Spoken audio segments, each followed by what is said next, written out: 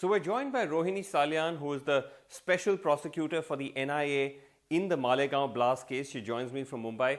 Ma'am, thanks so much for joining us. Now, you must have seen that since Sadhvi Pragya was fielded as a BJP candidate in Bhopal, she's come out very strongly, and so have those who support her come out very strongly and saying that the charges against her were false and that they were extracted through torture in custody. How would you, as someone who is familiar with the case, how would you respond to that?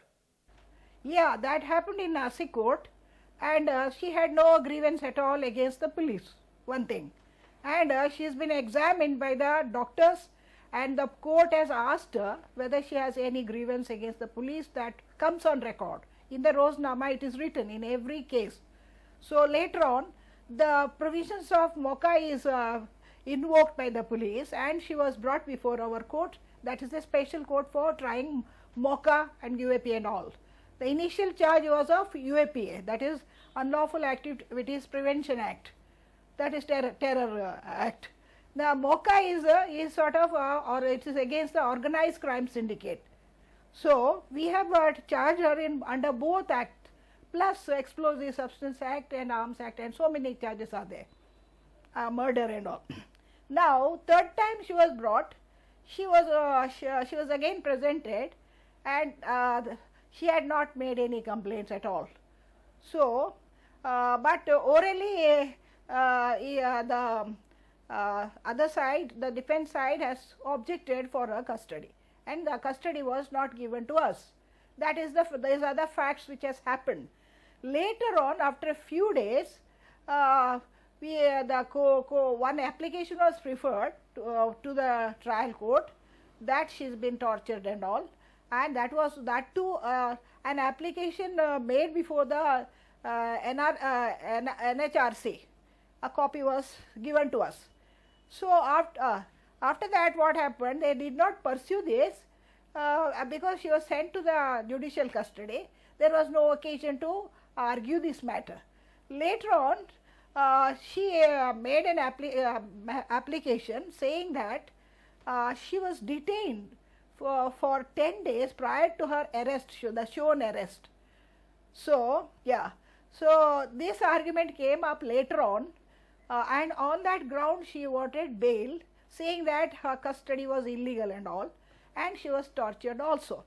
This came much later.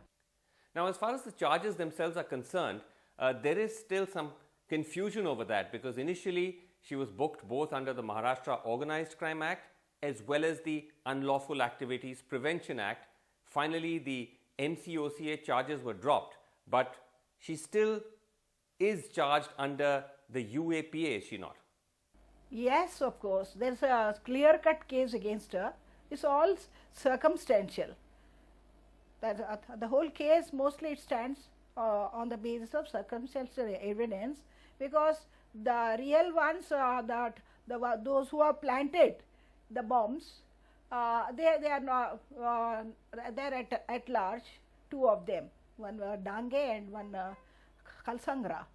So there is evidence to show in the charge sheet that both these accused were last seen with this lady only in Bhopal. Her vehicle itself was lying in the same compound where they were staying. She was staying with one of her Kalsangra's tenant. So they were discussing on the balcony. All this evidence is there. That was the last seen evidence. And finally, this particular vehicle was taken to the bomb site, and it was used there. They planted the bombs there. Now, of course, there's another side to all of this, where some allege that in fact the reason why that the charges against her have been scaled down, in fact the NIA even went so far as to tell the court that they have not got any evidence against her, that the reason for that is because there was a change of regime, and after that the NIA went soft on her. You actually have made that allegation against the NIA, and that's what led you to walk away. Right. That was right. Therefore, I left the case and went out, because I was till then I was free to do all my duties legally in the court. When somebody pressurizes, there's no pleasure in working with such pressure tactics, So I felt I should not be a party to this particular crime. Tell me, Ms. Salyan, as somebody who knew Hemant Karkare while you were working with him, what did you make of the fact that Sadhvi Pragya has targeted him directly, saying that she put a curse on him, and that saying that essentially if he was to do anything which was wrong, then he would die? That's essentially, the allegation that she's made. Of course, now she's issued some kind of partial retraction. But when you heard those words, what was your response? Now, first of all, I feel, Srinivasan, there is no sense in making such statements. If she is a sadhvi, the so-called sadhvi, I have never come across any sadhvi cursing anyone and the man is dying. Huh? So, if that is so, if she has got that divine power, she could have done so many things. Huh? What is this? This is a very uncalled for and unwarranted statement. She is just taking publicity, I feel, because she is now contesting. She is seeking attraction, and by making all this nonsensical comments, she is hurting the feelings of the police, the investigating agency, even our national spirit. We always held these people on the top of this thing. So I feel very bad when somebody says Karkare is something, and we know, all of us who know, so many officers we lost that day. And I was the last one to meet him that day. Both of us came down, and he went to the other side, I went home. Later on this has happened.